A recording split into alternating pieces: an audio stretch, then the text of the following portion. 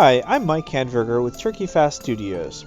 Today I'm going to show you a few things about interactive objects in Cat RPG Builder. By the end of this video, you should be able to set up a chest, allow the player to open it, close it, set it to be locked, and have a key that will open it. You'll also learn how to add loot to the chest. There are other interactive objects that come with Cat RPG Builder. We'll go over those in a separate video. Now, to start, I have this example scene here. It's got some geometry. It's got a little capsule for the player. And that's about it. So let's start by making a chest. First thing we want to do is create a state machine. And we'll call that chest. Now, before I get into this, I want to talk about behaviors. Behaviors are a new concept that was introduced with Cat RPG Builder. A behavior is a type of action. It's basically an action that's even higher level than the other actions that we have. Pretty much all of the interactive object types are based on behaviors. So, for example, there is a chest behavior.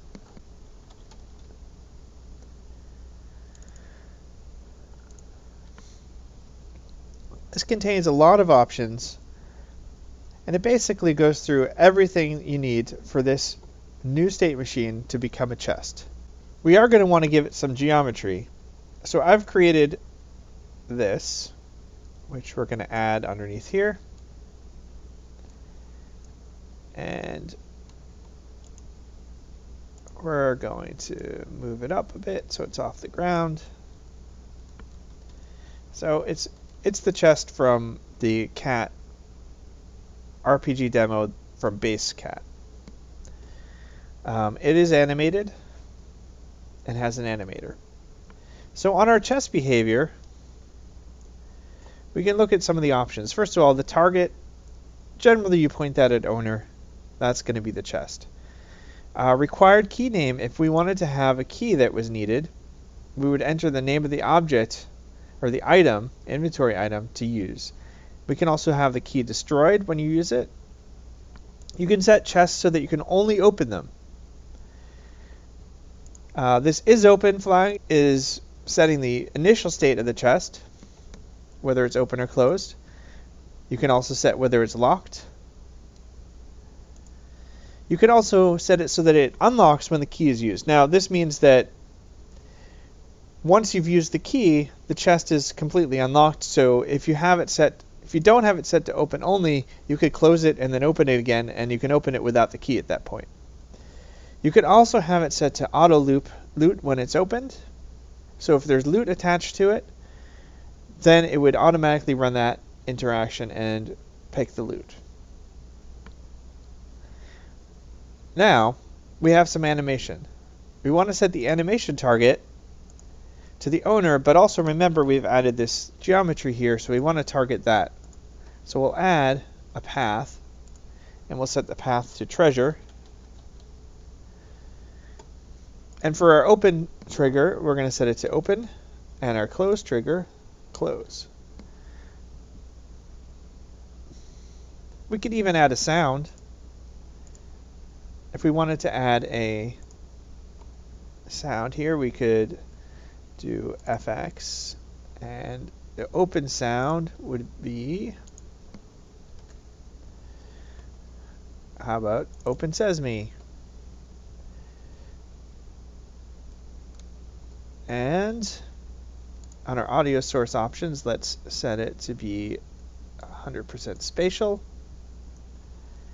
and sound settings 3D. That looks good. Okay.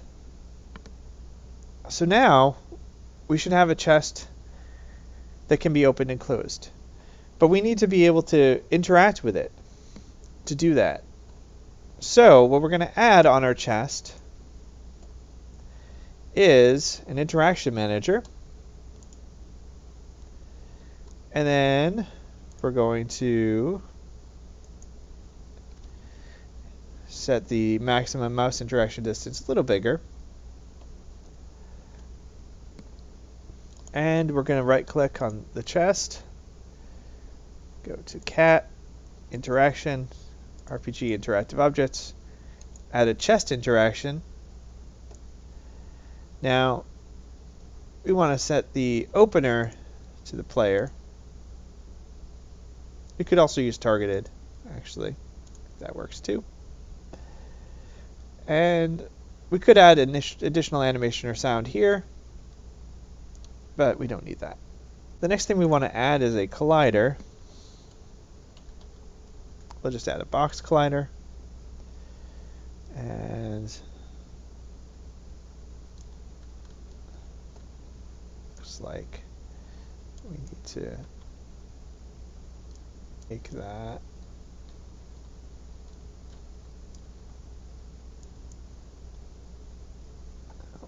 one's good. Too tall.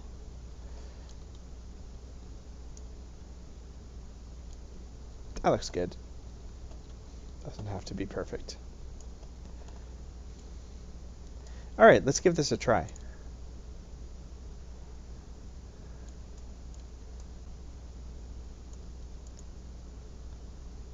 There we go.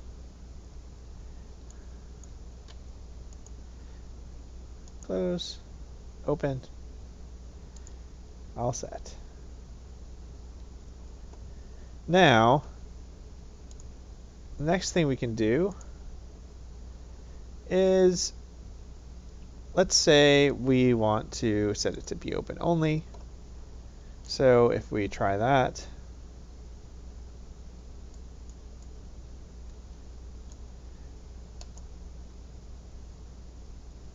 right, it's open. I can't close it again, no matter how hard I click. The next thing we could do is we could lock it. So if we lock it, we don't have a key set, so there's no way to really open it.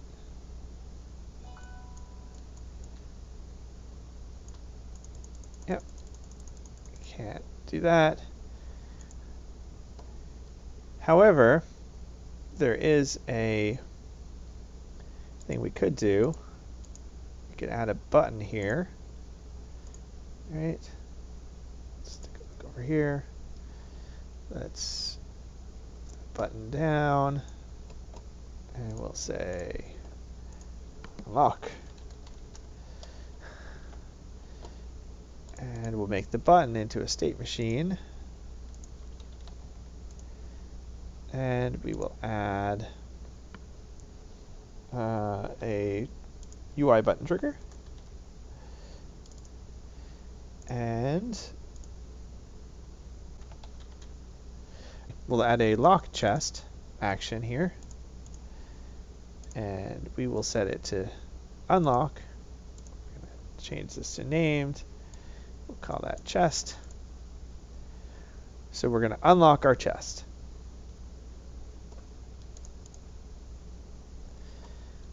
So now, let's give this a try.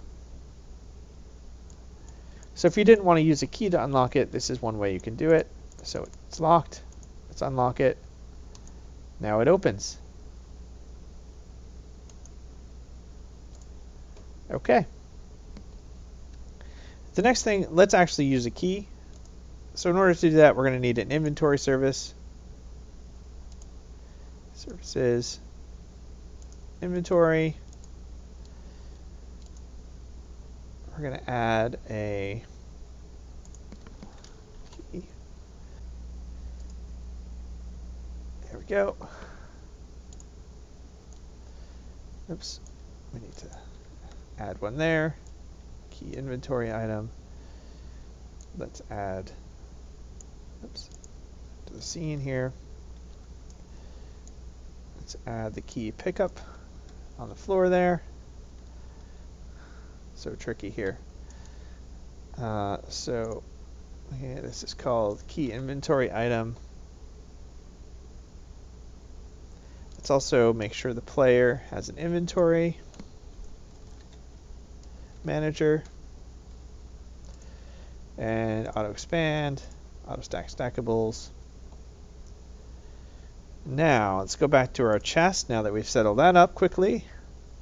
So require key name, key inventory item is locked. We're not going to destroy the key on use right now. And let's give that a try. So it's locked. Pick up the key. We got the key in our inventory. Now we can open it. We can close it. We can open it. We still got our key. All right, let's destroy a key on use. Let's just set it to open only. Actually, let's set it to unlock when key is used. All right, so now it should just unlock when the key is used. If we come over here, it's locked. Pick up the key.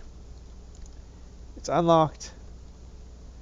The key's gone, but we can still close it and open it because the chest is unlocked now.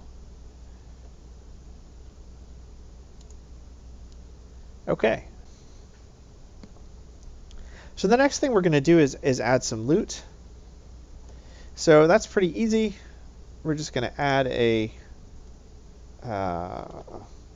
loot interaction to the chest.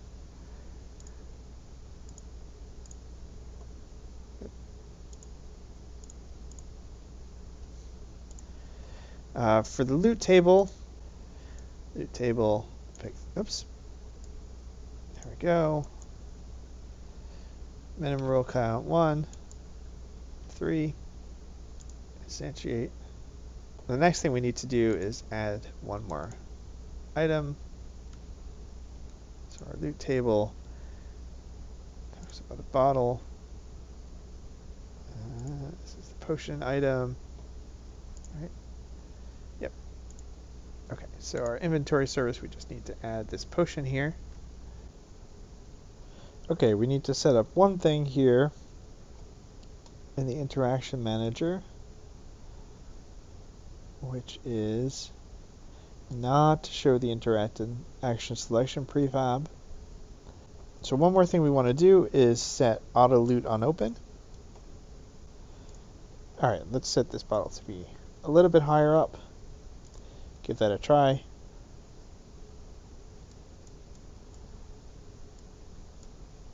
Pick up the key, open the chest. This time we got currency instead of our bottle.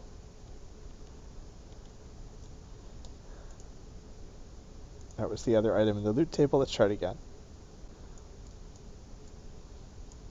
Pick up the key, open the chest. There's our bottle. And we got some currency too. Bonus. Pick up our bottle. In this video, you should have learned how to create a chest using Cat RPG Builder's interactive object system. You should have learned how to lock the chest, unlock it using a button or using a key, and then how to add loot items to the chest so that when it's opened, it gets looted. I hope you found this video informative and useful. Let us know in the comments if there are other videos or tutorials you'd like to see. Be sure to subscribe and follow us on social media for the latest videos and other news. For more information on Cat or Cat RPG Builder and how they can help you build and prototype RPGs faster, please visit catgamebuilder.com. I'm Mike Handverker with Tricky Fast Studios. Thanks for watching.